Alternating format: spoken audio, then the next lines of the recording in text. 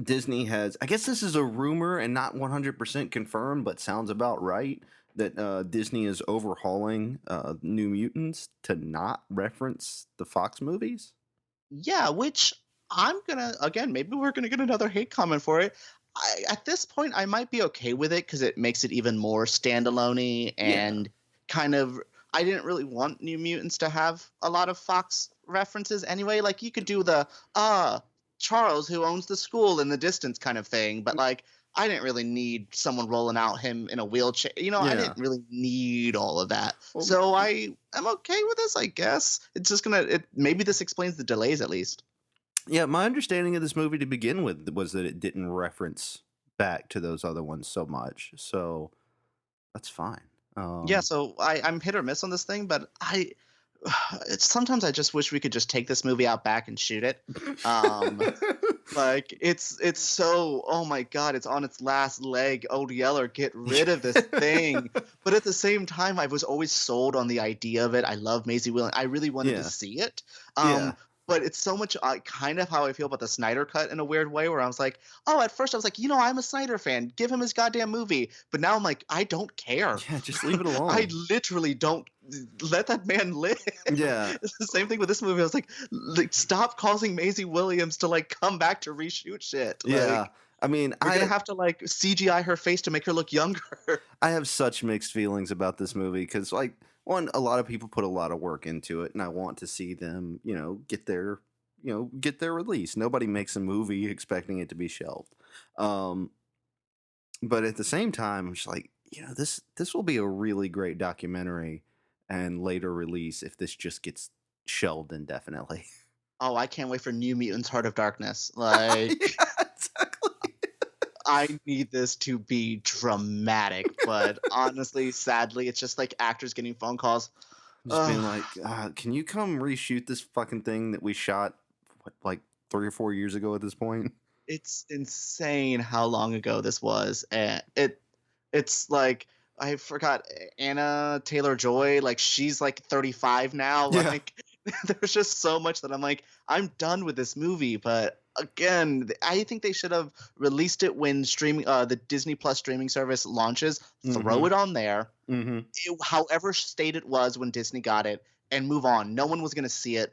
Like most of Disney Plus stuff, like most of Netflix stuff, like Hulu, again, it was going to get buried in all the crazy popular stuff. So do it. And no, we're going to, again, force this Weekend at Bernie's, this movie next summer or whatever. So Yeah, that's odd because I think that will literally be, if it comes out next summer, I think that'll be 4 years after they shot it.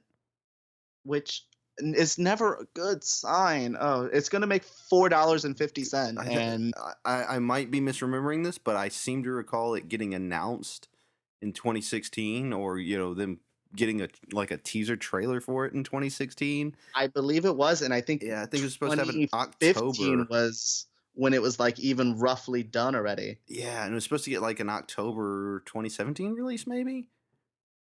It's I can't remember when it was initially. It was initially going to be an October release in 2016 or 2017. and it's now, yeah, the first teaser trailer was dropped in 2017, but they Okay. were working on it before that Yeah, for a so little bit too. I think it got its teaser, and I think it started shooting in 2016 and got its teaser in early 2017 for an October release. That's stupid. Yeah.